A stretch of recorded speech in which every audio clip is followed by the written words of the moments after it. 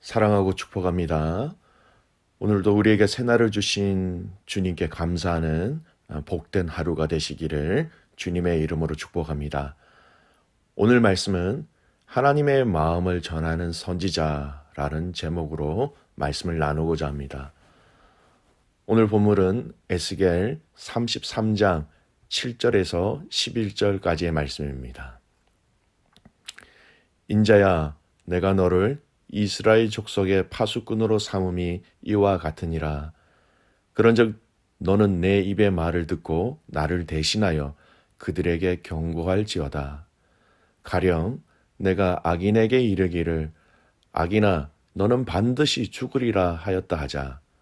네가 그 악인에게 말로 경고하여 그의 길에서 떠나게 하지 아니하면 그 악인은 자기 죄악으로 말미암아 죽으려니와 내가 그의 피를 네 손에서 찾으리라. 그러나 너는 악인에게 경고하여 돌이켜 그의 길에서 떠나라 하되 그가 돌이켜 그의 길에서 떠나지 아니하면 그는 자기 죄악으로 말미암아 죽으려니와 너는 네 생명을 보존하리라. 그런즉 인자야 너는 이스라엘 족속에게 이르기를 너희가 말하여 이르되 우리의 허물과 죄가 이미 우리에게 있어 우리로 그 가운데서 쇠퇴하게 하니 어찌 능히 살리요 하거니와 너는 그들에게 말하라. 주 여호와의 말씀이니라. 나의 삶을 두고 맹세하노니 나는 악인이 죽는 것을 기뻐하지 아니하고 악인이 그의 길에서 돌이켜 떠나 사는 것을 기뻐하노라. 이스라엘 족속아 돌이키고 돌이키라. 너희 악한 길에서 떠나라. 어찌 죽고자 하느냐 하셨다 하라. 아멘. 오늘부터는 그동안 말씀을 묵상하였던 마가복음의 말씀을 마치고 에스겔 말씀을 묵상하게 됩니다. 우리가 오늘부터 묵상하는 이 에스겔 말씀을 잘 이해하기 위해서는 배경을 먼저 살펴보고 이해하는 것이 필요한 것 같습니다. 여러분, 이 에스겔서의 시대적 배경은 이렇습니다. 유다가 하나님 앞에서 우상 숭배로 인하여서 죄를 지었지요. 그 결과로 바벨론의 침략이 있었고 이스라엘이 망하게 됩니다. 그리고 그 이스라엘 백성들의 일부는 바벨론 포로로 잡혀가지요. 이 포로 시대가 이 에스겔서의 배경이 됩니다. 즉, 이 말씀을 듣는 대상은 이스라엘이 멸망하고 포로로 잡혀간 이스라엘 사람들이라는 것이지요. 바벨론 땅에서 사는 포로된 이스라엘 백성들입니다. 또 이들을 위해서 하나님은 에스겔이라는 선지자를 택하시지요. 그리고 이 에스겔을 통하여서 무려 22년이라는 긴 기간 동안 포로로 잡혀간 이스라엘 민족들을 향하여 하나님의 마음을 전합니다. 이 에스겔서의 내용의 구조도 조금 알 필요가 있습니다. 여러분, 에스겔서는 1장에서 48장까지 기록되어져 있는데요. 이 내용을 크게 두 부분으로 나눌 수 있습니다. 1장에서 32장까지, 그리고 33장에서 48장까지. 1장에서 32장까지는 이스라엘을 향한 하나님의 심판, 그리고 열방들을 향한 하나님의 심판의 메시지가 주된 내용이었습니다. 두 번째 부분이죠. 오늘부터 묵상하기 시작하는 33장부터예요.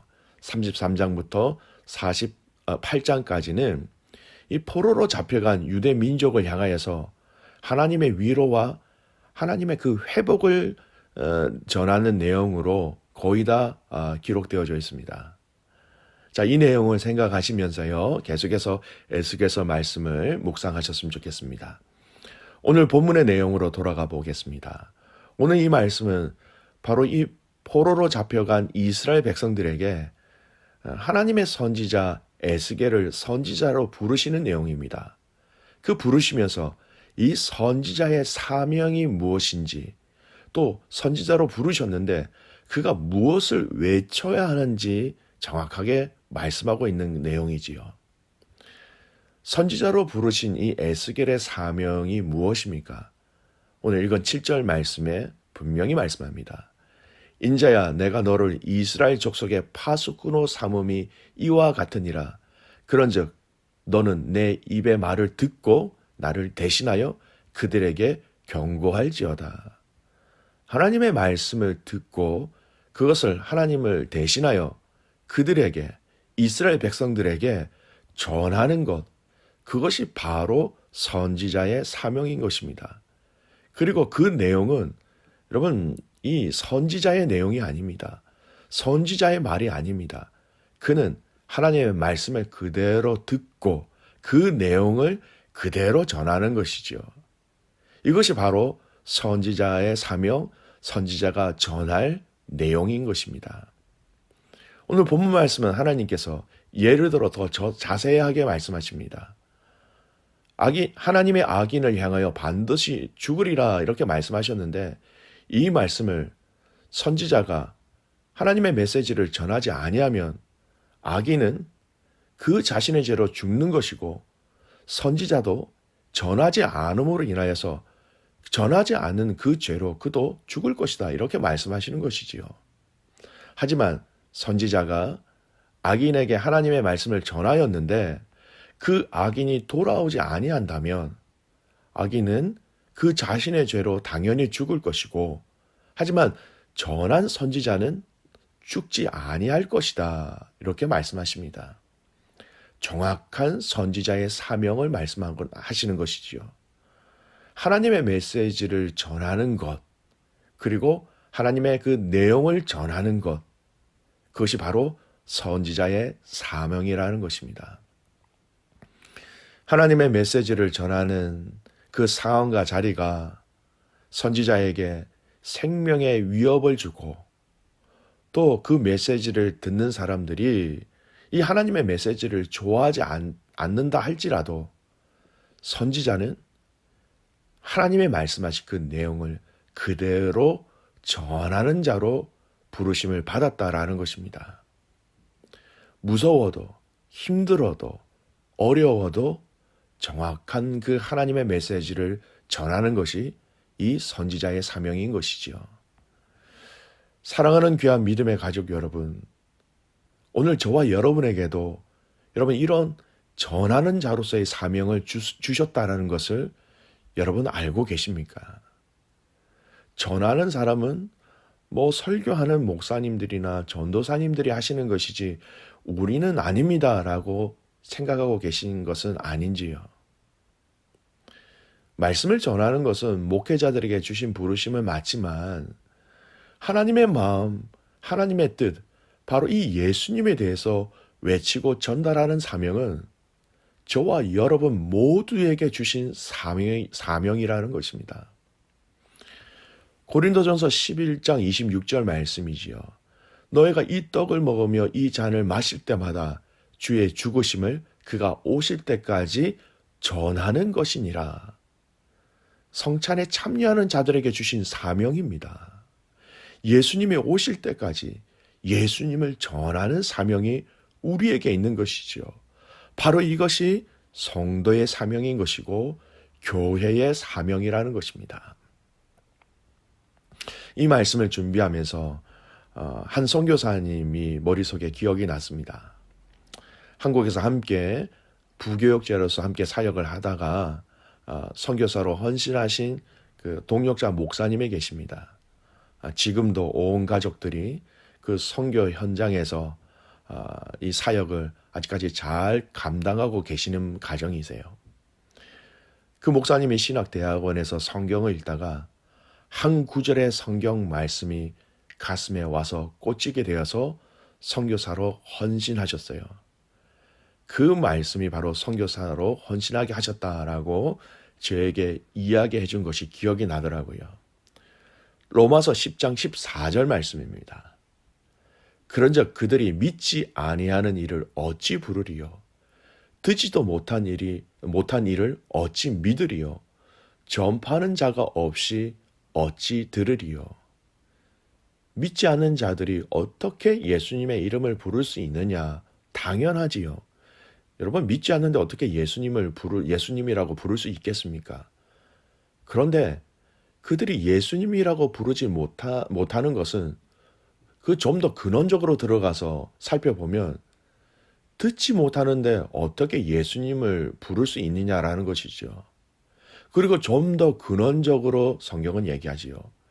그들이 예수님을 듣지 못한 이유는 예수님을 전하는 자가 없는데 어찌 그들이 예수님의 이름을 부를 수 있겠느냐라는 말씀입니다. 이 선교사님이 전하지 않음으로 인하여서 예수님이라고 부르지 못한 사람들이 있다면 이것은 결코 있어서는 안 될 일이다라는 그 마음을 부담감으로 하나님께서 많이 부어주시기 시작하시면서 이 선교사님이 선교사로서의 헌신을 결단하게 된 것이지요. 사랑하는 귀한 믿음의 가족 여러분, 우리 혈육과 친척을 향하여서 그리고 우리의 일터와 우리의 생활 속에서 만나는 사람들에게 분명히 저와 여러분을 하나님은 전하는 자로 부르셨습니다.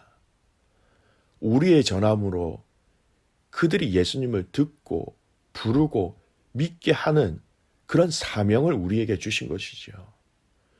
여러분 주위에 있는 분들을 한번 살펴보시기 바랍니다.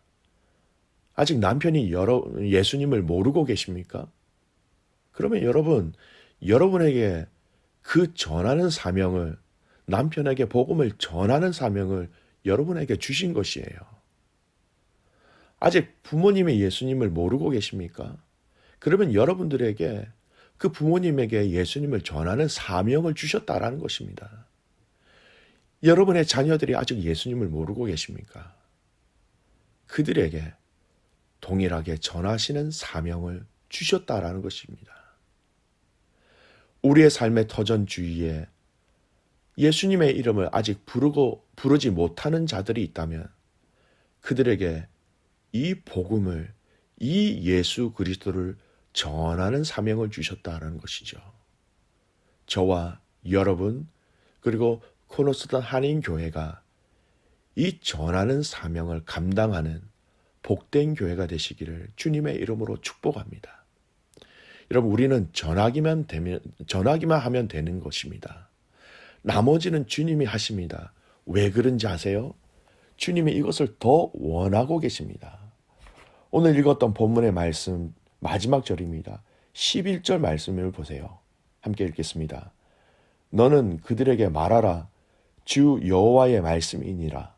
나의 삶을 두고 맹세하노니 나는 악인이 죽는 것을 기뻐하지 아니하고 악인이 그의 길에서 돌이켜 떠나 사는 것을 기뻐하노라. 이스라엘 족속아 돌이키고 돌이키라. 너희 악한 길에서 떠나라. 어찌 죽고자 하느냐 하셨다 하라. 하나님이 당신 스스로 맹세하십니다. 나의 삶을 두고 맹세하노니 진정성을 말씀하고 계신 것이죠. 나는 악인이 죽는 것을 기뻐하지 아니한다라는 것입니다. 그 악인이 그 길에서 돌이켜 떠나 사는 것, 나는 그것을 너무너무 기뻐한다라고 말씀하신 것이죠. 여러분, 우리가 전하는 것, 하나님의 기쁨을 드릴 수 있는 방법이 되는 것입니다.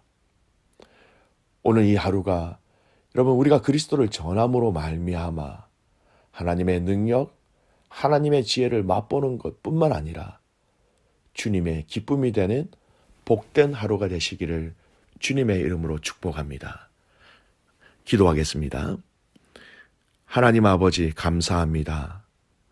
오늘부터 저희들이 이 에스겔 말씀 앞에 무릎 꿇고 나아갑니다. 이 에스겔을 주님의 말씀을 전하는 자로서 부르셨는데 아버지 하나님, 오늘 저와 모든 성도들이 이 예수 그리스도를 전하는 삶에 기쁨으로 감사함으로 나가는 자들 되게 하여 주시옵소서. 우리의 주위의 삶을, 우리의 주위에 있는 사람들을 살펴보며 하나님, 이 그리스도가 필요한 자들에게 이 생명과 같은, 이 보화와 같은 예수님을 전하는 모든 가족들 되게 하여 주시옵소서. 한 생명이 천하보다도 귀하다고 하신 그 주님의 말씀을 기억하며 감사하며 승리하는 이 하루가 되게 하여 주시옵소서. 그렇게 행하실 주님을 신뢰하며 살아계시는 예수님의 이름으로 감사하며 기도드리옵나이다. 아멘.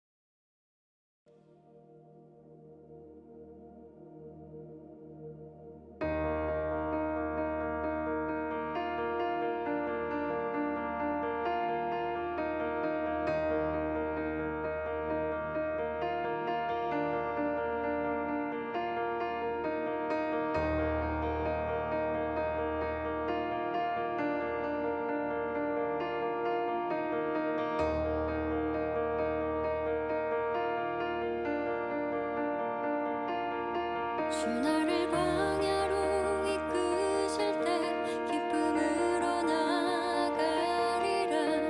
신실하신 주를 신뢰해